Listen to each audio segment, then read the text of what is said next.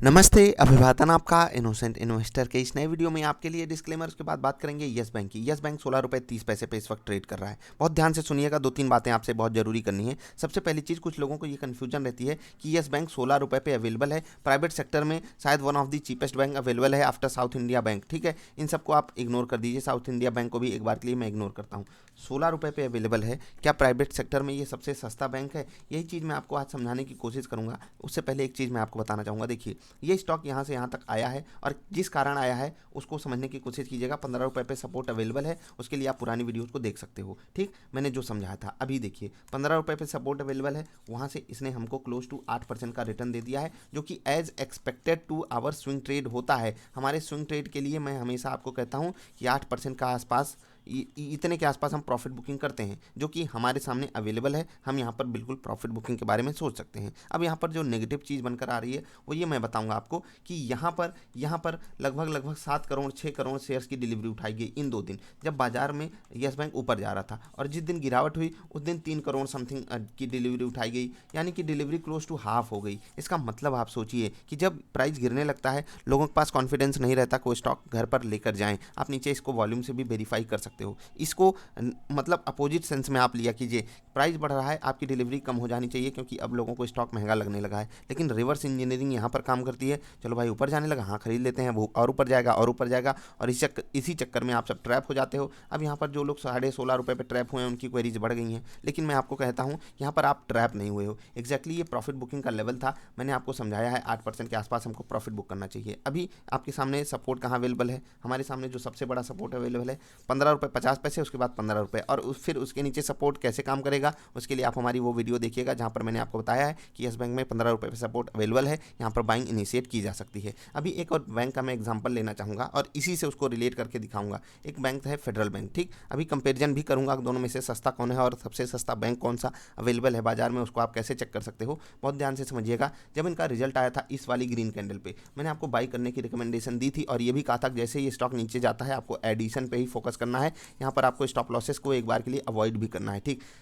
सबसे बेहतरीन stop loss यहाँ पर था 68 रुपये के आसपास। ठीक, स्टॉक गिरा, 68 रुपये टच नहीं किया, और उसके बाद यहाँ से अगर आप कंपेयर करोगे क्लोज टू 16-17% के आसपास, जी हाँ 16-17% के आसपास का रिटर्न हमको दे चुका है। लेकिन जहाँ से हमने आपको रिकमेंड किया था, अगर आपने वहाँ के बाद नीचे क्वांटिटी ऐड भी नहीं की तो भी आपको 5 से 7% जो हम कहते हैं ना कि आपको सिंपली अगर कोई ब्रेकआउट ट्रेडिंग आप कर रहे हो और आपको 1-2 दिन में अगर ये रिटर्न मिल जाता है, आपको एग्जिट करने के बारे में सोचना है। और ये फेडरल बैंक में हो रहा है। अब मैं फेडरल बैंक और येस बैंक का कंपेरिजन क्यों कर रहा हूँ उसको समझिएगा।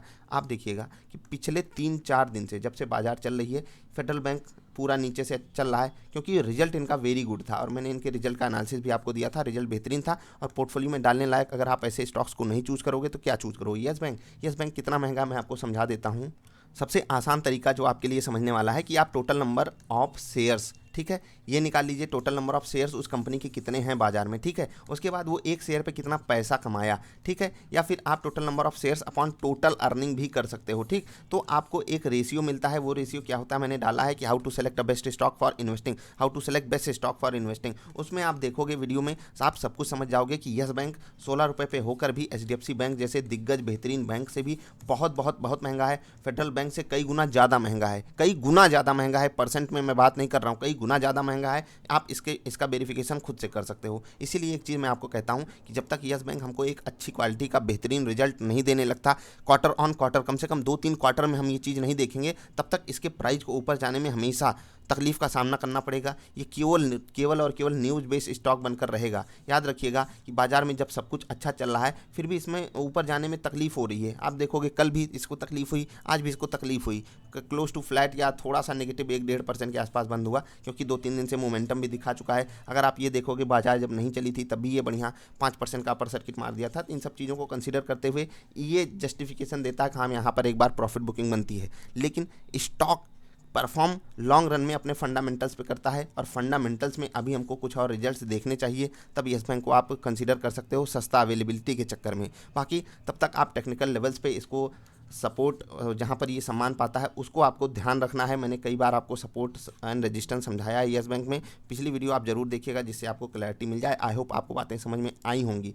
तो कोई स्टॉक सस्ता या महंगा किस चीज़ से होता है मैंने आपको समझा दिया कि उनके जो टोटल नंबर ऑफ शेयर्स हैं उनके बिहाफ पे वो कंपनी कितना अर्न कर रही है, और इसी से कंपनी का प्राइस सस्ता या महंगा होता है। मान लेता हूँ किसी कंपनी के 100 शेयर हैं बाजार में लिस्टेड, ठीक है, और वो 100 रुपये कमाती है, और किसी कंपनी के सिर्फ 20 शेयर्स लिस्टेड हैं और वो 50 रुपये कमाती है।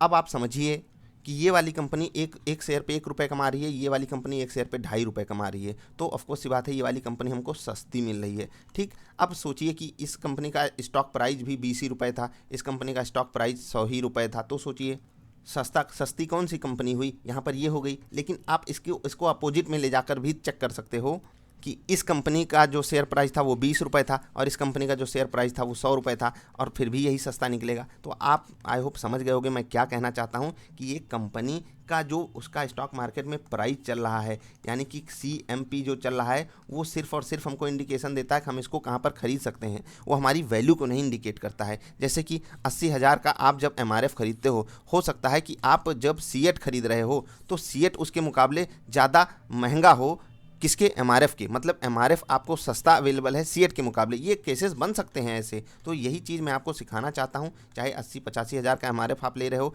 2,000 के सीएट के सामने, वो सस्ता हो सकता है, ये महंगा हो सकता है। अगर जब तक आप ये चीज़ नहीं समझोगे आपको इस बाजार में तकलीफ होती रहेगी। यस बैंक का सिनारियो आपको मैंने समझा दिया, आई होप आपको समझ में आई होगी बात। अब आप लोगों की ऐसी क्वेरी नहीं आएगी कि इतना सस्ता बैंक है फिर भी क्यों नहीं चलता है, तो थोड़ा सा आप अपने हिसाब से दिमाग लगाइएगा। और ये गिरावट टेम्परेरी है बाजार के साथ, अगर बाजार नेगेटिव होगी तो यस बैंक नेगेटिव होगा बड़े रूप में, तो इससे आपको अलर्ट रहना है। कोई न्यूज़ आती है वो हम आपके बस में नहीं है, न्यूज़ आएगी तो स्टॉक चलेंगे, किसी भी कंपनी के लिए अच्छी न्यूज़ आएगी तो स्टॉक भागेगा ही भागेगा, ये तो आप समझ ही लीजिए। बस यही थी वीडियो, हम मिलेंगे फिर से किसी अच्छी वाली वीडियोज़ में, तब तक के लिए अच्छे स्टॉक ढूंढते रहिए, हम मिलेंगे फिर से, तब तक के लिए बाय बाय।